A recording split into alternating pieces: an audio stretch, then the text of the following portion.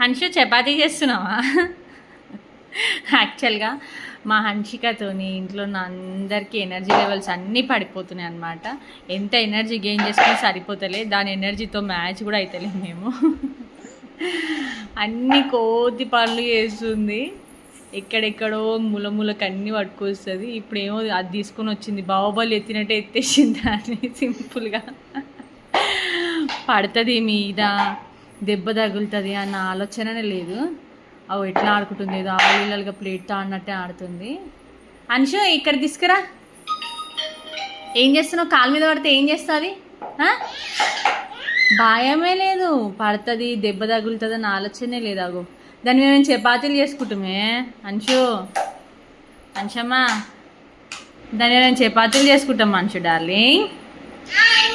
అమ్మ లేదు బిమ్మ లేదు, మేమే అప్ప చేసి తింటావా నువ్వు?